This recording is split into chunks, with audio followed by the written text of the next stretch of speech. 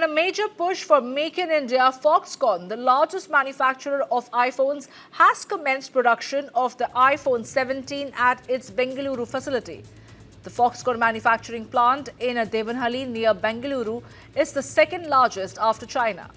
This facility is being developed with an investment of around approximately 25,000 crore, supplementing the existing Foxconn production unit in Chennai.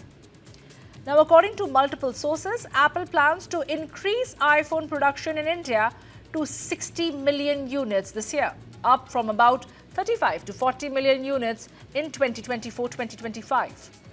And according to the International Data Corporation, Apple's shipments in India grew by 21.5% year-on-year, reaching 5.9 million units in the first half of 2025, with the iPhone 16 being the highest shipped model during the period. Apple assembled 60% more iPhones worth an estimated 22 billion in India in this year ending 31st March 2025. Samsung is broadening its manufacturing range in India. In its latest move, Samsung has started laptop production at its Greater Noida factory. After a recent discussion with Samsung Southwest Asia executives, Union IT Minister Vaishnav said Samsung continues to expand manufacturing of its advanced technology devices in Bharat, driven by talent and innovation. Samsung was among the first global electronics giants to set up a manufacturing base in India, starting operations in 1996. Samsung runs its second largest mobile manufacturing facility worldwide in India and is the country's second biggest handset exporter after Apple. The South Korean electronic giant already produces feature phones, smartphones, wearables and tablets at its Greater Noida facility. Laptops have now been added to its production lineup.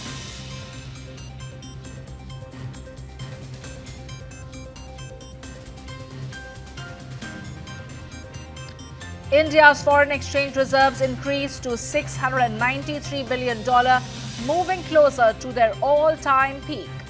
In the week ending 8 August, the reserves rose by $4.7 billion, supported by gains in both foreign currency assets and gold holdings, according to the Reserve Bank of India's latest weekly statistical supplement.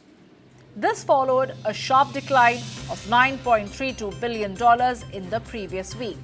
Now, despite recent fluctuations, the reserves remain near the record high of $704.8 billion reached in September 2024. After the recent monetary policy review, RBI Governor Sanjay Malhotra stated that the foreign exchange reserves are sufficient to cover 11 months' worth of the country's imports.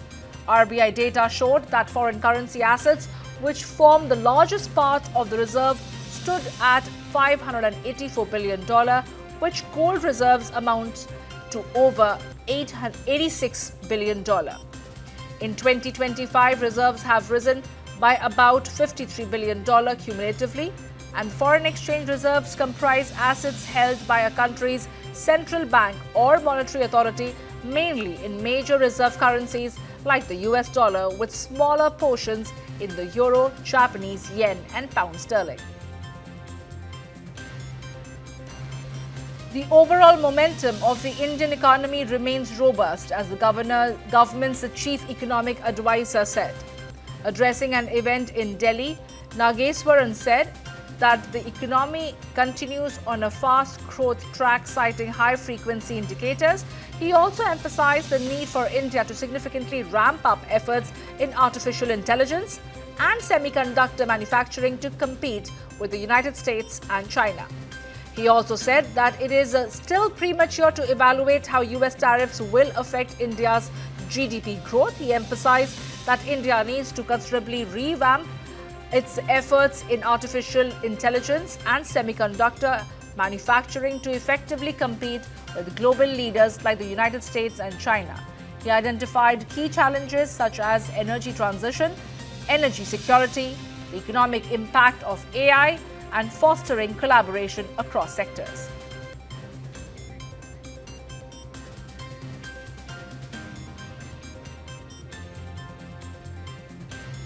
S&P Global has upgraded India's sovereign credit rating to BBB from BBB-, reflecting a strong economic fundamentals, disciplined fiscal management and effective monetary policies.